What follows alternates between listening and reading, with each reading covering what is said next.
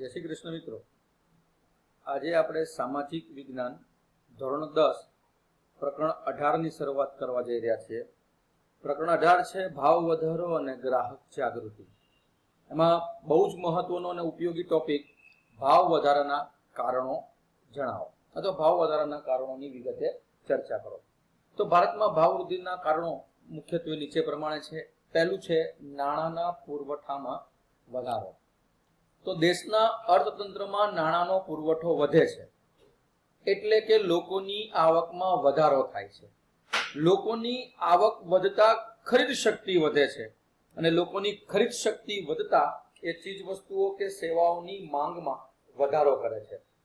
પરંતુ સામે પુરવઠાનો પ્રશ્ન ઊભો થાય છે કે જે પ્રમાણમાં તાત્કાલિક માંગ વધે છે એ પ્રમાણમાં તાત્કાલિક પુરવઠામાં વધારો થતો નથી। આમ માંગ અને પુરવઠા વચ્ચે અસમતુલા સર્જાય છે।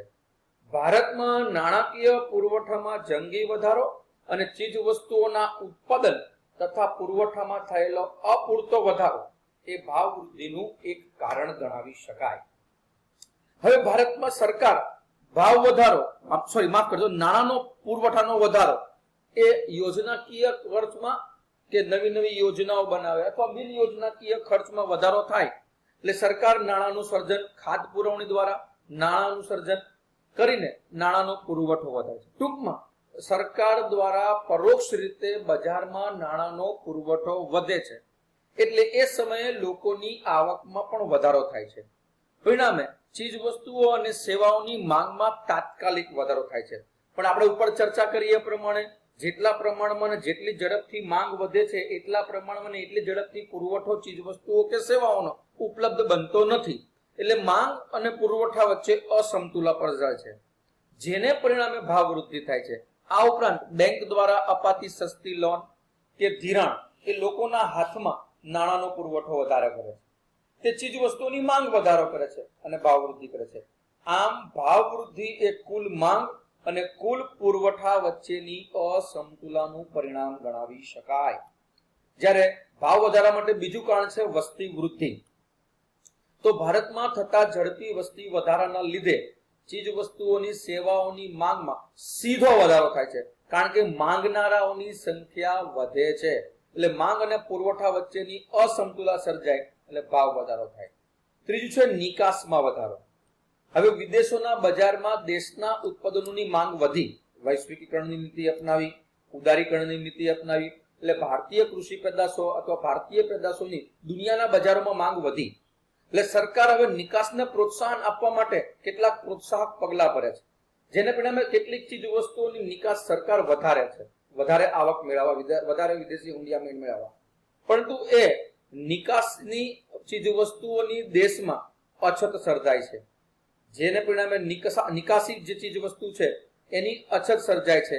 આ સ્થિતિમાં માંગ અને પુરવઠામાં ઘટાડો થતા ભાવ વૃદ્ધિ થાય છે। ત્યાર પછી છે કાચા માલની ઊંચી કિંમતે પ્રાપ્તિ। હવે ખાસ તો ચીજ વસ્તુઓની કાચા માલની કિંમત વધે એટલે ઉત્પાદન ખર્ચમાં વધારો થાય છે અને ઉત્પાદન ખર્ચમાં વધારો થાય જેથી એવું કહી શકાય કે આપણે ઊંચી કિંમતો ચીજ વસ્તુઓની થાય છે। એમાં ખાસ કરીને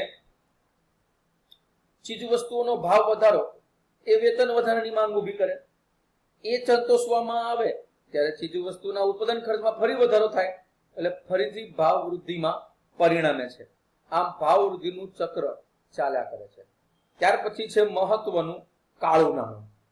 તો હિસાબી ચોપડે નહીં નોંધાયેલી અને જેના ઉપર હજી સુધી કરવેરો ચૂકવ્યો નથી તેવી બિન હિસાબી આવક જેને કાળું નાણું કહેવાય છે। એટલે હિસાબી ચોપડે નહીં નોંધાયેલ બિન હિસાબી આવકને કાળું નાણું કહેવાય છે। હવે કાળું નાણું ભાવ વધારે કેવી રીતે? તો કાળું નાણું ધરાવતા લોકો ચીજ વસ્તુઓની સેવાઓની માંગ વધારે છે જેને પરિણામે ભાવ વધારો થાય છે। કેટલીક વાર તો આ કાળું નાણું ધરાવતા લોકો સંગ્રહખોરી અને સટ્ટાખોરી પ્રવૃત્તિઓને પણ બિનજરૂરી ભંડોળ પૂરું પાડે અને કાળું નાણું ભાવ વધારાને પોષે। એ ઉપરાંત કાળું નાણું ધરાવતી વ્યક્તિ આવકવેરા એટલે કે ઇન્કમ ટેક્સ વાળાના હાથે પકડાઈ જવાની બીકે એ નાણું ઝડપી વાપરી નાખવાની વૃત્તિ ધરાવે છે એટલે તેમનો મોજશોખ કે વૈભવની વસ્તુઓ માટે ગમે તેટલા ઊંચા ભાવે બરાબર ખરીદતા તેઓ અચકાતા નથી જેને પરિણામે પણ આ ભાવ વૃદ્ધિ જોવા મળે છે. ત્યાર પછી છે સરકાર દ્વારા ભાવ વધારો, જેને આપણે પ્રશાસિત ભાવ. હવે કેટલીક ચીજ વસ્તુઓની કિંમત સરકાર વખતો વખત ભાવ વધારે છે, ભાવ કિંમત નક્કી કરીને. એમાં ખાસ કરીને પેટ્રોલિયમ પેદાશો, કુદરતી ગેસ, કોલસો, લોખંડ, પોલાદ, એલ્યુમિનિયમ, વીજળી, રાસાયણિક ખાતરો, સ્ટેટ ટ્રાન્સપોર્ટ વગેરેના ભાવ સરકાર વધારે છે વહીવટી આદેશ બહાર પાડીને. એ ઉપરાંત સરકાર દ્વારા અનાજ, કૃષિ પેદાશોના પ્રાપ્તિના ભાવોમાં કે પછી ટેકાના ભાવમાં, જેને અત્યારે એમએસપી કહીએ છીએ, એ ભાવોમાં વખતો વખત કરવામાં આવતો વધારો એ પણ વસ્તુઓના ભાવ વધારે છે. એ ઉપરાંત કુદરતી અને માનવીય પરિબળો, અતિવૃષ્ટિ, અનાવૃષ્ટિ, ધરતીકંપ, રોગચાળો, આ બધી જે કુદરતી આપત્તિઓ છે, એ ઉપરાંત યુદ્ધ, તોફાન, આંદોલન, હડતાળ, તાળાબંધી, ભાંગફોડ, ઔદ્યોગિક અશાંતિ, એટલે માનવ સર્જિત કારણો, આ બધા કારણોથી ઉત્પાદન ઘટે છે. એટલે ચીજ વસ્તુઓનો પુરવઠોની અછત સર્જાય છે. માંગના પ્રમાણમાં પુરવઠો ઘટે એટલે ભાવ વધારો થાય છે. ત્યાર પછી મહત્વનું કારણ છે સંગ્રહખોરી અને નફાખોરી. અનાજ અને અન્ય આવશ્યક ચીજ વસ્તુઓના ઉત્પાદનમાં ભારે અનિશ્ચિતતાઓ જોવા મળે છે. અવારનવાર અછતની પરિસ્થિતિ સર્જાય છે. આવી પરિસ્થિતિમાં ઊંચી કિંમતનો લાભ લેવાની વૃત્તિથી વેપારીઓ કે ચીજ વસ્તુઓની સંગ્રહખોરી કરે. ભવિષ્યમાં અમુક વસ્તુઓના ભાવ વધવાના એવી અટકળ, એવી અફવા કે એવી આગાહીને લીધે ભવિષ્યમાં એ વસ્તુઓના ભાવ વધારાનો લાભ ઉઠાવવા ઉત્પાદકો અને વેપારીઓએ વસ્તુની સંગ્રહખોરી કરે છે અને કૃત્રિમ અછત ઊભી કરે છે. એ પછી ગ્રાહક પાસેથી ઊંચા ભાવ લઈને નફાખોરી કરે છે. તો આ પણ એક ભાવ વધારાનું એક અગત્યનું કારણ ગણાવી શકાય. ત્યાર પછીનો પ્રશ્ન છે, આપણે ભાવ નિયંત્રણ શા માટે કરવું જરૂરી છે? તો સતત ભાવ વધારાની અસરોથી બચવા માટે ભાવ નિયંત્રણ જરૂરી બન્યું છે. તો એ ભાવ વધારાની અસરો શું છે? એક તો ભાવ વધારાને લીધે સરકારના ખર્ચ વધે છે, એટલે ખાદ્ય પુરવણીનો આશરો લેવો પડે છે. હવે સરકાર ખાદ્ય પુરવણીનો આશરો લે એટલે નવા નાણાંનો પુરવઠો ઉભો કરવો પડે, તો બજારમાં નવું નાણું આવે. હવે નવું નાણું આપણે ભાવ વૃદ્ધિ સર્જે છે. એ ઉપરાંત ભાવ વધારાથી લોકોની બચત શક્તિ ઘટે, જેને પરિણામે મૂડી રોકાણ માટે કોઈ બચત થતી નથી, એટલે દેશમાં મૂડી રોકાણનું પ્રમાણ ઘટે છે. હવે સ્વાભાવિક છે કે મૂડી રોકાણનું પ્રમાણ ઘટે એટલે નવા ઉદ્યોગો સ્થપાય નહીં, લોકોને રોજગારી પૂરી પાડી શકાય નહીં. એમાંય આવશ્યક ચીજ વસ્તુઓનું ઉત્પાદન પણ ઘટે.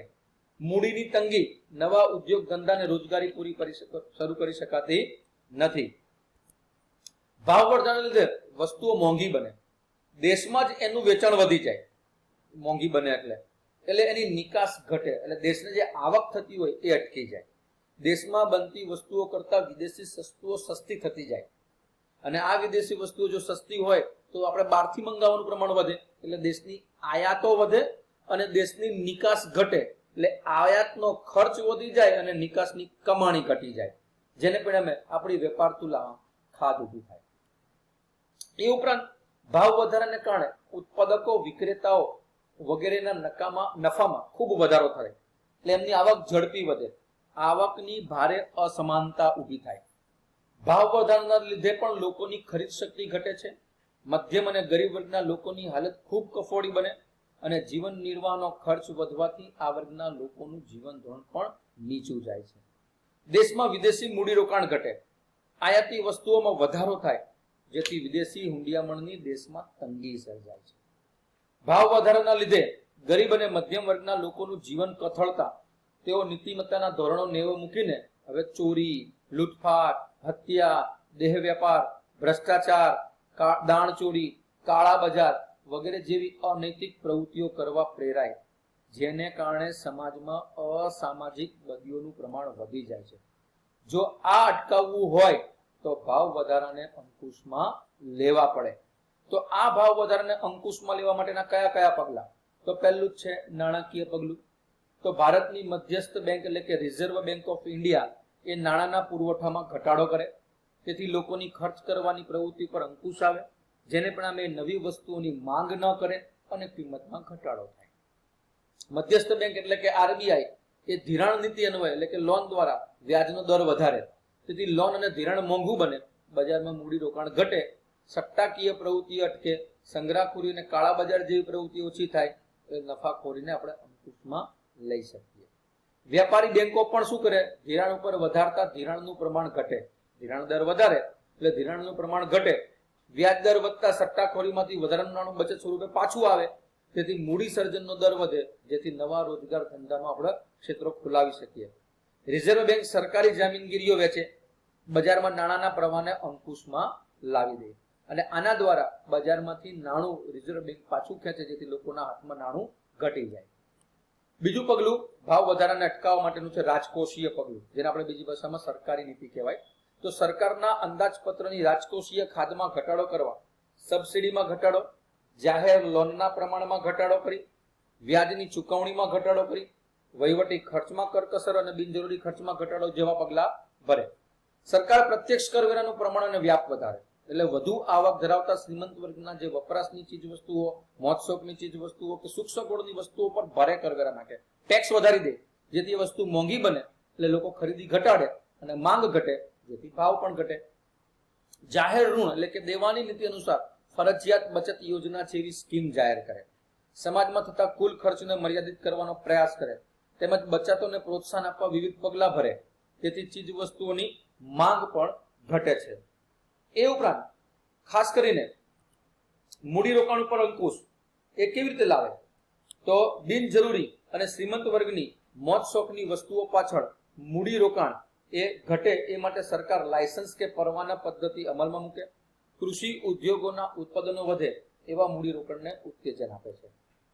ભાવ નિયમન અને માપબંધી, સરકાર પોતે ભાવ નિયમન કરે, તો સમાજમાં ગરીબી રેખા નીચે જીવતા લોકોને, આર્થિક દ્રષ્ટિએ નબળા વર્ગના લોકોને અનાજ, ખાંડ, કઠોળ, કેરોસીન, ખાદ્યતેલ, સાબુ જેવી આવશ્યક વસ્તુઓ વ્યાજબી ભાવે પૂરી પાડવા જાહેર વિતરણ પ્રણાલી, જેને આપણે સસ્તા અનાજની કે વ્યાજબી દુકાનની ભાવો દ્વારા પીડીએસ સિસ્ટમ અપનાવવામાં આવે.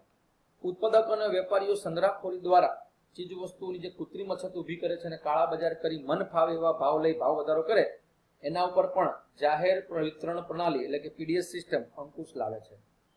ભાવ વધારાની પરિસ્થિતિમાં ગરીબ વર્ગના લોકોના જીવન ધોરણને ટકાવી રાખવામાં જાહેર વિતરણ પ્રણાલી આશીર્વાદરૂપ ગણાય.